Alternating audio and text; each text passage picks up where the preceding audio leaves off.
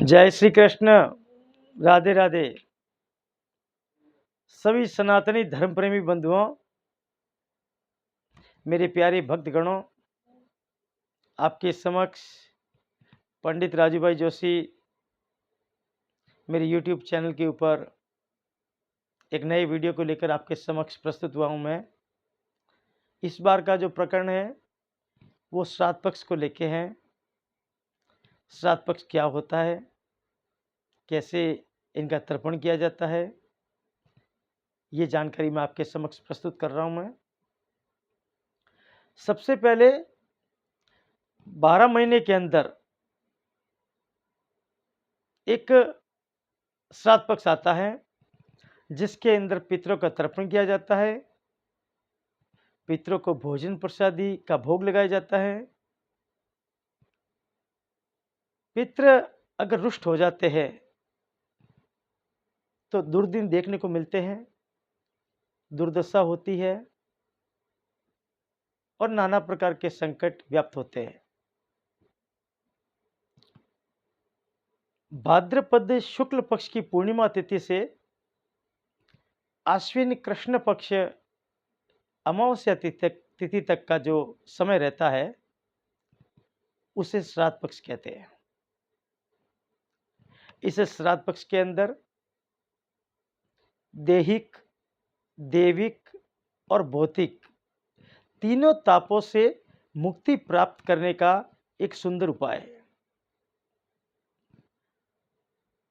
अगर कोई प्राणी वर्ष पर्यंत किसी प्रकार का पुण्य नहीं करता है, देवालय नहीं जाता है, पूजा पाठ नहीं करता है,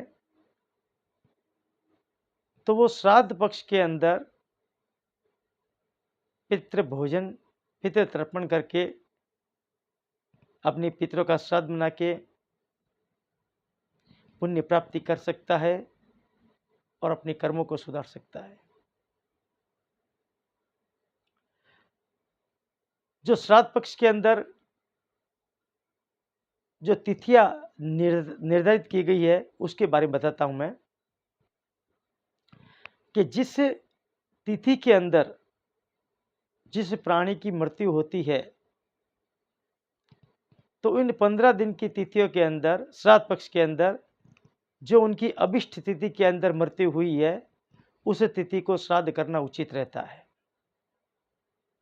इसमें अगर सौभाग्यवती स्त्री का मरण होता है, पति के रहते हुए अगर स्त्री चली जाती है तो उसका श्राद्ध नवमी तिथि को कर सकते हैं, जिसे मातनवमी भी कहते हैं।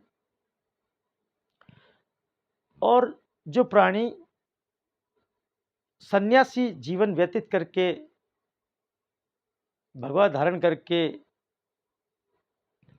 या सन्यासी के रूप में वो चला गया है तो उसके श्राद्ध पक्ष की तिथि रहेगी एकादशी तिथि। अगर कोई शस्त्र से मरा है, विष खाकर मरा है, आत्महत्या करके मरा है, ऐसे प्राणी की चतुर्दशी तिथि को श्राद्ध करना उचित रहता है। जिसकी दुर्घटना हो गई है उसका भी चतुर्दशी तिथि को किया जा सकता है। और अगर कोई प्राणी सर्पदंश से मरा है, डाकों के द्वारा मारा गया है, क्षय रोग से, हैजा रोग से या दंत प्रहार पशुओं के आक्रमण से या आत्महत्या करके फांसी लगाकर अगर ऐसा व्यक्ति गया है तो उसके लिए श्राद्ध करने का अभिष्ट तिथि रहेगी अमावस्या तिथि रहेगी। अगर कोई बाल्यकाल अवस्था में गया है बच्चा, उसके निमित्त मात्र के लिए आप उसकी हम उम्र के बच्चों को बुलाकर उनको दूध पिलाकर, उनको फल देकर, यथा स्वरूप दक्षिणा देकर उनका पुण्य कर्म कर सकते हैं। और जो ब्राह्मण भोजन का जो उचित समय रहता है श्राद्ध पक्ष के अंदर, वो रहता है कि दिन का 8वां मुहूर्त, यानी कि प्रातः 11:36 से लगाकर 12:24 का जो समय रहता है, जिसे अभिजीत मुहूर्त भी कहते हैं, ये जो समय रहता है, इस पीरियड के अंदर ब्राह्मण भोजन करवाया जाता है, तो उसका संपूर्ण पुण्य प्राप्त होता है और पितृ प्रसन्न होते हैं। जैसे श्राद्ध पक्ष का समय आता है, पितृलोक के अंदर हलचल मचना शुरू हो जाती है और मन की गति से के समान तीव्र गति से पितृ अपने द्वार पे आके खड़े रहते हैं। उस समय अगर उस घर के अंदर, उस तिथि के अंदर या उस पीरियड के अंदर अगर श्राद्ध नहीं किया जाता है, उनके निमित्त का भोजन तर्पण नहीं किया जाता है, तो अमावस्या तिथि तक पितृगण इंतजार करते हैं और फिर भी अगर नहीं करता है वो प्राणी, तो वो पितृगण अपने रुष्ट होकर ऐसा दूराशीष देके जाते हैं, ऐसा प्रकोप करके जाते हैं कि जिसका किसी प्रकार के पुण्य से उसका निवारण नहीं होता है। इसलिए श्राद्ध हमेशा करना चाहिए।